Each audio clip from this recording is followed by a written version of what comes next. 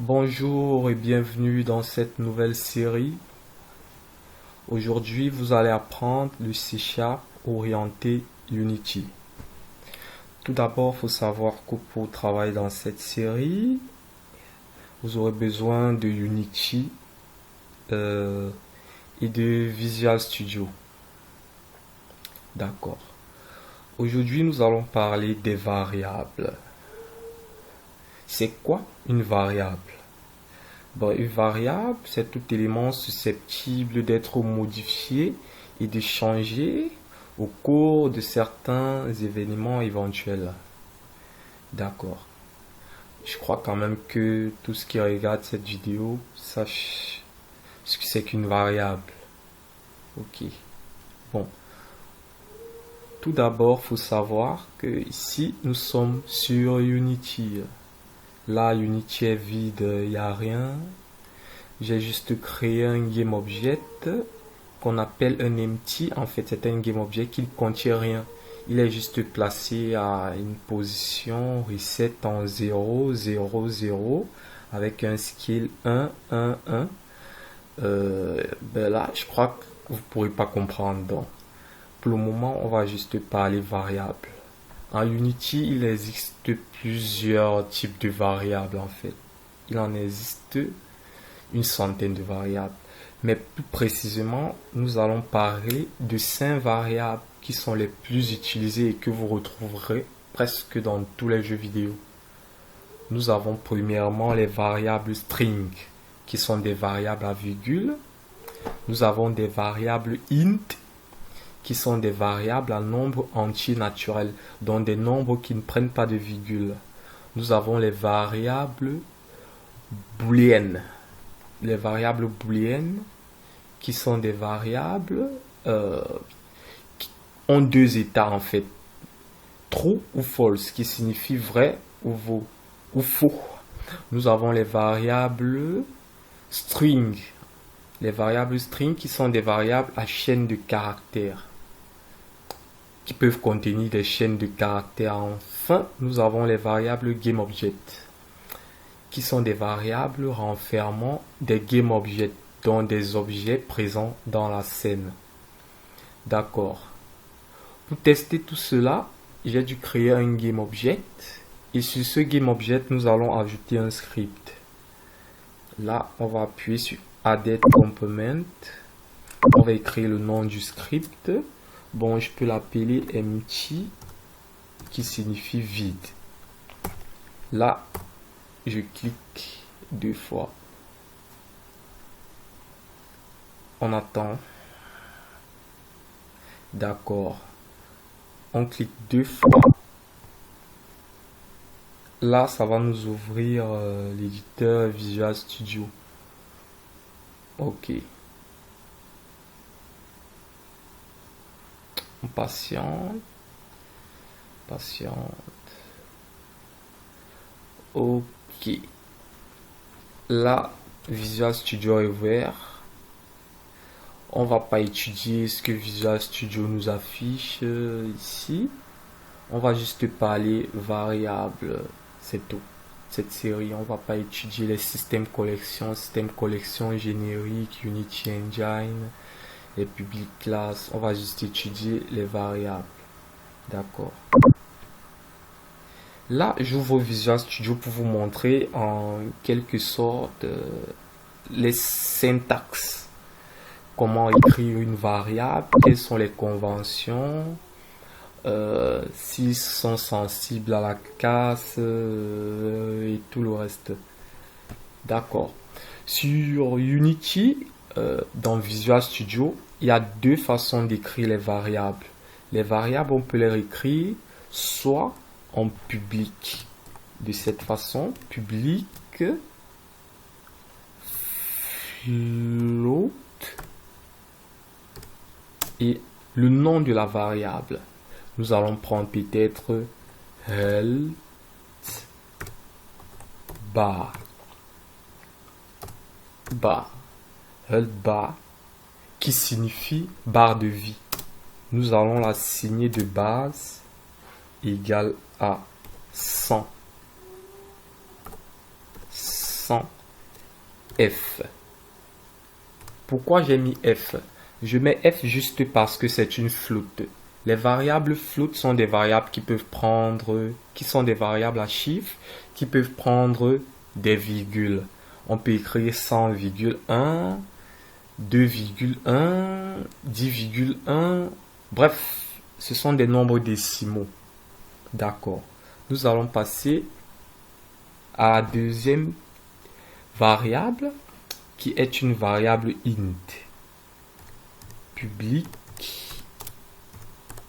int. Bon, on peut l'appeler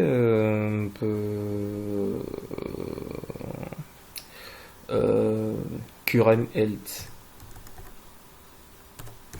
Current health. Qu'on peut la mettre à 50. Bon, pour faire la différence entre une int, là, il y a une erreur qui s'affiche. On ne doit pas séparer current health. Voilà. Et pour faire la différence entre une float et une int, vu qu'une int sont des chiffres qui ne prennent pas des virgules, sont des entiers naturels, et les floats sont des chiffres qui prennent des virgules. Bon, ici à 100 F, on va mettre une virgule, on va mettre peut-être 100,5. Voilà. Pour faire la différence entre une float et une int. D'accord. En troisième, nous avons les variables string. Public string, qui sont des chaînes de caractères. Bon, on peut là il va falloir qu'on lui donne, on va l'appeler name, et on peut lui donner une variable, une valeur de base. Bienvenue sur Unity. Bienvenue sur Unity. D'accord. Et vous avez aussi remarqué que je mets des points-virgules. Bon, à la fin de chaque syntaxe, normalement, en programmation, on les termine par des points-virgules pour marquer la fin de la syntaxe, en fait, ou bien la fin de l'événement. D'accord. Et vous avez remarqué que les variables string, je les ai mis entre double quotes. Normalement, ce sont des chaînes de caractères. Pour éviter que ces chaînes de caractères affectent le script ou affectent la programmation, on les met entre double quotes, tout simplement. Voilà. Ensuite, nous allons parler des variables booléennes. Public bool. On peut l'appeler is open. Là, en espace, on met égal. Et de base, on peut la mettre à true. D'accord. Parce que là, en fait, bon, on est en train de parler des variables bool. Les variables bool sont des variables qui peuvent prendre deux valeurs, soit true ou soit false. Dans des jeux vidéo, on les utilise souvent pour ouvrir des portes, pour ouvrir des coffres, pour ouvrir un inventaire. En fait, c'est un état. Vous pouvez comprendre tout simplement que c'est un état. D'accord. Là, on a utilisé isOpen pour dire est ouvert. De base, c'est égal à true. Ça signifie que c'est ouvert en fait. IsOpen égale à true. Bon. Et vous avez aussi constaté que ces variables, j'ai une façon de les écrire. Comme ici, normalement, name, je le mets en minuscule ou en majuscule, ça n'affecte pas. Mais en programmation, on utilise ce qu'on appelle le lower camel case. C'est quoi le lower camel case? Le lower camel case, c'est une façon d'écrire tout en respectant une certaine structure.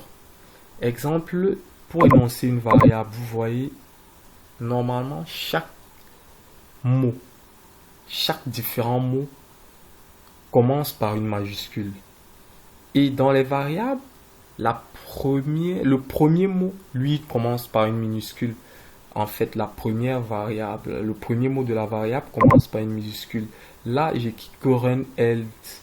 Vous voyez, current, C est en minuscule et health est en majuscule. Vous voyez le deuxième mot qui est relié est en majuscule. Et c'est un peu comme ça. C'est une convention sur Unity, mais je crois que vous pourrez l'écrire comme vous voudrez. Vous pourrez commencer par une majuscule, mais je vous conseille d'utiliser la convention Unity. En fait, d'accord. Et en cinquième, nous avons la variable GameObject public. GameObject. Nous pourrons l'appeler gun, l'arme en question. Bon, dans une variable GameObject, qu'est-ce qu'on stocke? On stocke des GameObjects. Là, nous pourrons stocker notre arme en question. On pourra l'utiliser pour la déplacer, pour la ramasser, pour tirer et plein d'autres choses en fait. D'accord. Et qu'est-ce que je peux ajouter dans cette vidéo? D'accord. Je crois qu'on a quand même fait quasiment le tour de la vidéo. On a parlé des variables float, des variables int, des variables string, des variables bool, des variables GameObject.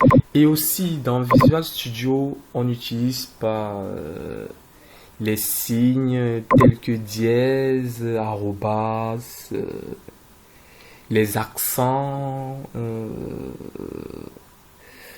En fait, on n'utilise pas des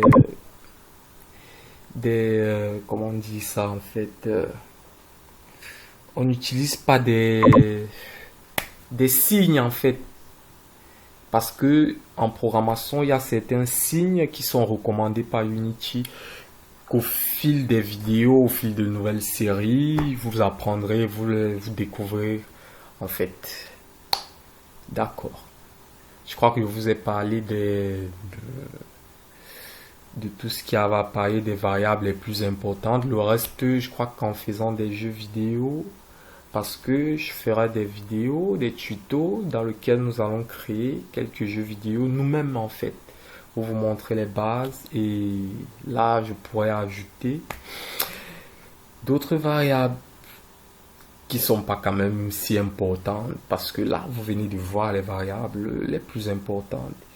Et j'ai aussi voulu faire cette vidéo en live, j'ai pas voulu la modifier, j'ai pas voulu la rendre si extraordinaire que ça, j'ai voulu la faire tout simplement pour que vous puissiez voir comment ça fonctionne sur Unity et sur Visual Studio. D'accord. Je crois que je ferai aussi une vidéo comment relier Visual Studio à Unity. Parce que lorsque tu télécharges Visual Studio, en fait, lorsque tu télécharges Unity, Unity vient avec Visual Studio. On va te demander de télécharger Visual Studio, mais Visual Studio ne sera pas relié à Unity. Bon, pour relier Visual Studio à Unity, il va falloir que tu partes dans les paramètres, tu relis Visual Studio à Unity. Mais ça, je vous montrerai ça dans un nouvel épisode, et plus pratiquement lorsqu'on travaillera sur les jeux vidéo. Mais pour le moment, je crois qu'on a fait le tour. On a parlé des variables les plus utilisées sur Unity avec leur syntaxe, et on les a définies. Il faut savoir aussi que c'est très important d'avoir Unity dans votre ordinateur. C'est très important. Il faut avoir Unity et Visual Studio. C'est très très important. D'accord. Si vous avez aimé la vidéo, vous pouvez me laisser un petit pouce. Vous êtes aussi libre de faire les commentaires. C'est bien d'avoir des commentaires, de dire comment, s'il y a des choses que vous n'avez pas compris, je pourrais les développer au fil des nouveaux épisodes et mieux vous expliquer en fait. Bon, Je vous dis à la prochaine. Et merci d'avoir regardé la vidéo. Et comme je vous l'ai dit, c'est ma toute première vidéo. Il y aura des erreurs. Il y aura des erreurs, ce qui est sûr. Il y aura des erreurs à corriger, mais j'ai pas voulu la faire sous montage et tout ça. Bon, on se dit alors à la prochaine. Bon, ciao, bye.